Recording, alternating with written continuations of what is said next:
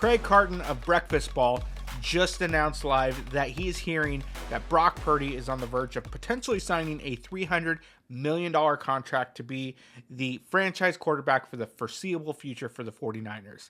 Now, we don't know what that structure looks like that he's hearing. Is this a 6-year deal? Is this a 7-year deal? What does that look like? Is it a 6-year deal, but it tacks on the last year of his rookie contract, essentially 7 years over $300 million? At the end of the day, if it's anything under 7 years, it does not make sense for the 49ers. What does that mean? Well, $50 million, isn't that what the going rate is? The 49ers hold all the chips here. They don't have to pay him this year. They don't have to pay him next year. They don't have to pay him the following year. Why is that? Because he is due to make $5 million this year. They could tag him again the following year and then do another tag the year after that, all equating to right about $95 million. So 3 years, right around $95 million.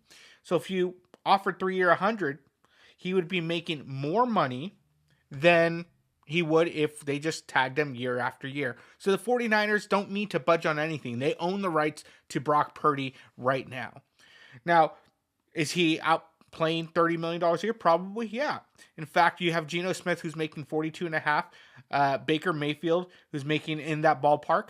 I think that's where Brock Purdy should be. But if he's making over $50 million a year, that is a mistake, and the 49ers will be right where the Dallas Cowboys are. Dallas Cowboys are paying Dak Prescott $60 million a year only to have different players leave the franchise because they just can't afford them. They can't get them under the salary cap. Now, we already know that financial cash flow is an issue for the 49ers. That's why they took on all this dead cap hit without any future salary cap relief, because they didn't want to pay those players up front. Now, they're going to go ahead and frame it as, well, we know we got to save a lot of money for Brock Purdy, but that's not the reality.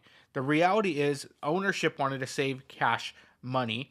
So I don't think this $300 million deal is going to end up being a 5-year deal for 300 or 6 for 300. I think if it does get to 300, it needs to be at least 7 years. Why 7?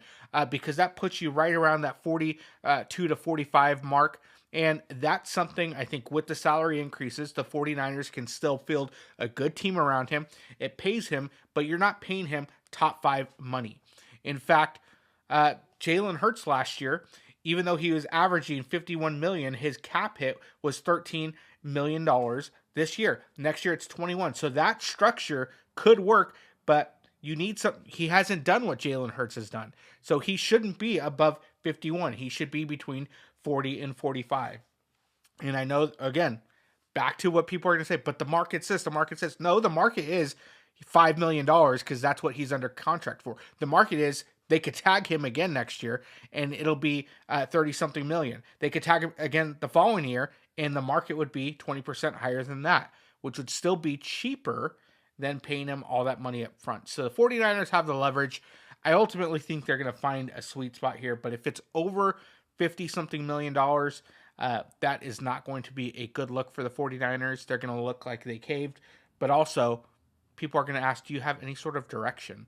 You haven't fielded a team around Brock Purdy. You've lost 11 starters and didn't replenish any of those through free agency. You have one of the worst offensive lines outside of Trent Williams and Dominic Pooney. So what are you going to do?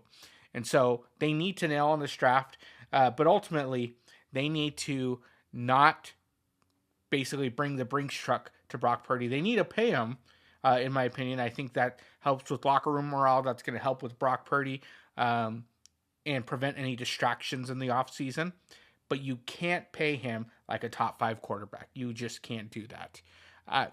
Pay him, provide for his family, but don't bankrupt the 49ers to where you can't compete for years to come.